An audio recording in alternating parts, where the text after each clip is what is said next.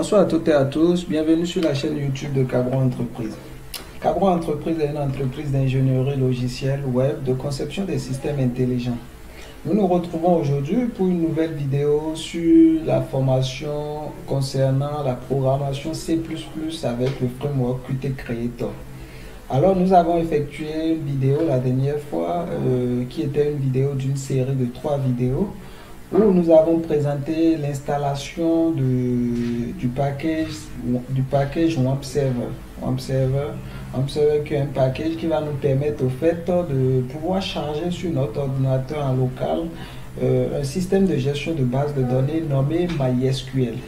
Alors aujourd'hui nous allons aborder la deuxième partie de cette série de vidéos, dans laquelle nous allons présenter au fait comment créer une base de données sur PHP-MyAdmin. PHP-MyAdmin qui est une interface graphique de notre système de gestion de base de données nous permettant de gérer nos bases de données. Alors nous nous retrouvons dans quelques secondes pour la présentation. Alors, comme nous l'avons annoncé dans la vidéo précédente, on avait demandé à ce que chacun de vous puisse se retrouver sur le site de WampServer. Vous avez vu, c'est le site ça, www.wampserver.com. Vous voyez ça dans la barre d'URL là, www.wampserver.com. Donc, dans ce site, et sur ce site du moins, d'accord, vous venez au niveau de la section télécharger. Au niveau de la section télécharger, vous voyez, voilà les dernières versions au fait de WampServer. Je vais mettre le lien de ce site en description de cette vidéo aussi. Donc vous téléchargez la version qui vous convient. Et une fois la version téléchargée, vous irez suivre la vidéo précédente et vous allez voir comment les différentes étapes pour l'installation de ce package. Moi, j'ai déjà installé ce package. Comme on l'avait dit, lorsque vous installez le package, vous le retrouvez au fait sur la barre des tâches au niveau à l'extrême droit. Là, par exemple, lorsque moi j'ouvre mes icônes cachées, vous voyez, il est là. On avait précisé cela dans la vidéo précédente qui devait être vert avant que vous ne puissiez l'utiliser. Donc, vous voyez, il est tout vert. WampServer. D'accord? Une fois WampServer téléchargé, installé, d'accord, il devient vert correctement, ça veut dire que tous les services sont démarrés. Vous ouvrez au fait votre navigateur. Vous ouvrez votre navigateur et dans la barre d'URL, vous tapez cette adresse IP 127.0.0.1. En fait, c'est l'adresse IP du localhost. Le localhost qui est quoi? Votre poste actuel. D'accord. En fait, vous pouvez, certains peuvent taper localhost simplement comme ça. D'accord. Localhost comme ça. Il va marcher. Mais le problème, c'est quoi?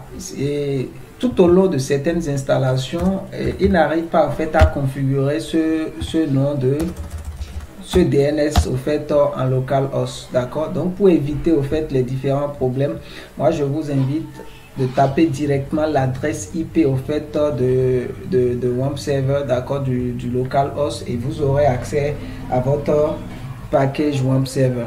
Ici vous voyez, voilà la liste des extensions installées au fait. Vous pouvez aussi charger d'autres extensions, mais nous ne sommes pas là pour ça. Vous venez au niveau de outils.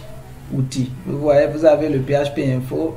Lorsqu'on va peut-être démarrer notre formation sur le développement web, on va revenir là-dessus. Mais celui qui nous intéresse ici, c'est PHP-MyAdmin. Donc, vous cliquez une fois sur PHP-MyAdmin et il y a une nouvelle interface qui est chargée. Au niveau de cette nouvelle interface, l'élément qui va nous intéresser, c'est là, c'est celui-ci, base de données. D'accord? Vous cliquez une fois sur base de données. Et là, on nous demande de créer, d'entrer le nom de notre base de données. Ici, on va taper tutoriel. Tutoriel. Au niveau de l'interclassement, bon, vous pouvez laisser par défaut, mais je vous conseille d'utiliser le UTF-8 Général CI. Je cherche dans la liste ici, le voilà. Et vous faites créer. Si vous voulez plus d'infos au fait sur les bases de données et autres, je vous conseille de checker sur Google. Vous aurez d'autres informations sur les bases de données.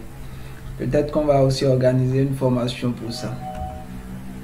Donc quand je reviens là, d'accord, je reclique une fois sur base de données. Vous voyez, j'ai tutoriel qui est là dans ma liste, dans la liste des bases de données créées sur mon serveur.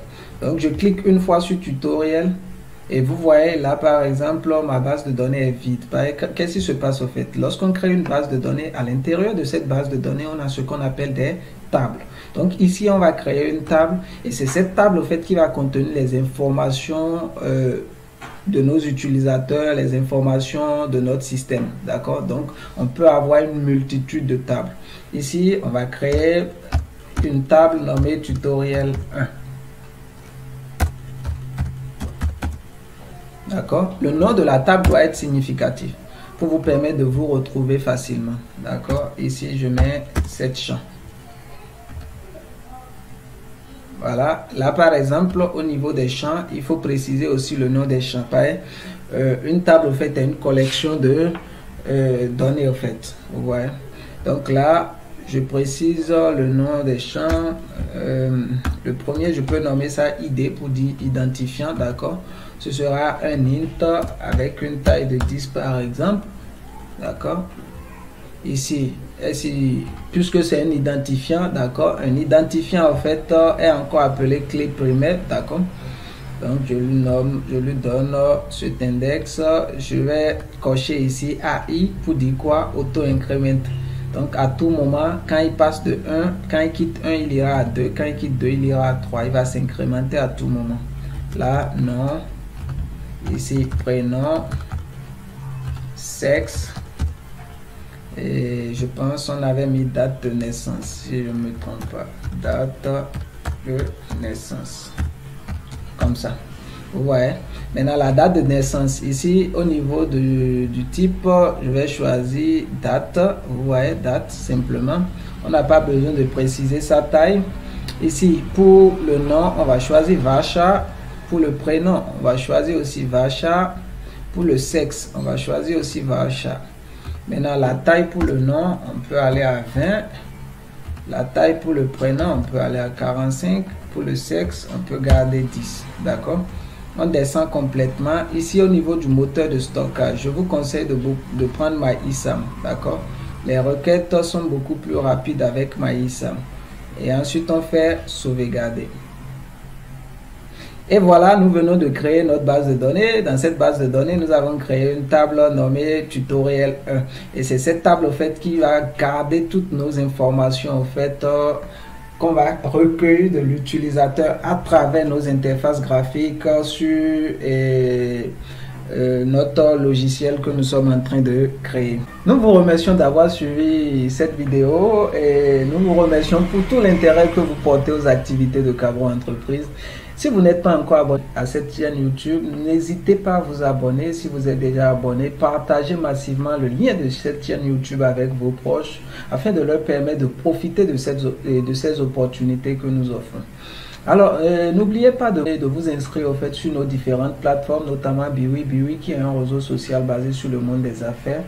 N'oubliez pas aussi de partager au maximum le lien du site Biwi. Vous pouvez aussi retrouver nos applications sur Play Store en allant simplement là-dessus en tapant dans la barre de recherche Cabro Entreprise.